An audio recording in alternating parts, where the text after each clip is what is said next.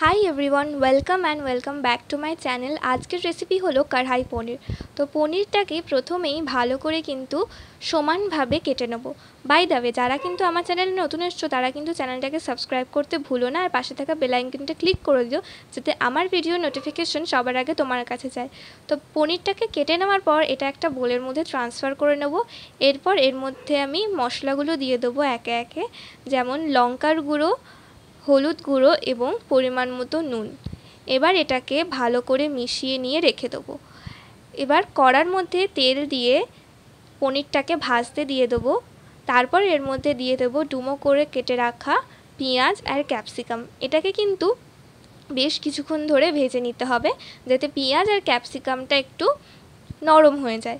এরপর এটাকে নামিয়ে রেখে দেবো এক সাইডে। আর ভিডিওটা ভালো লাগে কিন্তু অবশ্যই লাইক করতে ভুলো না। এবার কড়ার মধ্যে আরেকটু তেল দিয়ে এর মধ্যে দিয়ে দেবো গোটা জিরে, তারপর কুচো করে কেটে রাখা পেঁয়াজ আর লঙ্কা। এরপর এর মধ্যে 1 চামচ করে আদা বাটা, রসুন বাটা দেবো। তারপর জিরের গুঁড়ো, ধনের গুঁড়ো, লঙ্কার গুঁড়ো আর হলুদ গুঁড়ো দিয়ে ভালো করে কিন্তু কষে নেব। এরপর এর মধ্যে টমেটো কুচি দিয়ে দেবো আর তার সঙ্গে সঙ্গে দিয়ে দেবো পরিমাণ মতো নুন।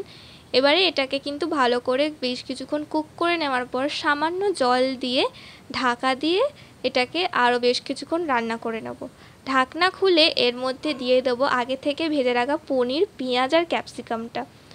এটাকে ভালো করে মিশিয়ে নেওয়ার পর এর মধ্যে আমি দিয়ে দিচ্ছি একটা ভাজা মশলা। এই ভাজা মশলার রেসিপিটা কিন্তু আমি ডেসক্রিপশন বক্সে দিয়ে দেবো পরিমাণ মতো চিনি একটু স্বাদের জন্য। এরপর এর মধ্যে বেশ কিছুটা জল দিয়ে আবার ঢাকা দিয়ে বেশ কিছুক্ষণ কুক করে নিতে হবে। তারপর ঢাকনা খুলে এর মধ্যে আমি দিয়ে দেবো গরম মশলা। ব্যাস রেডি হয়ে গেছে আমাদের কড়াই পনির। এটাকে তোমরা নান, রুটি, পরোটা সব কিছুর সাথে সার্ভ করতে পারো। তো ভিডিওটা কেমন লাগলো অবশ্যই কমেন্ট করে জানিও। আর নেক্সট তোমরা কিসের ভিডিও দেখতে চাও সেটাও কিন্তু কমেন্ট করে জানাতে ভুলো না।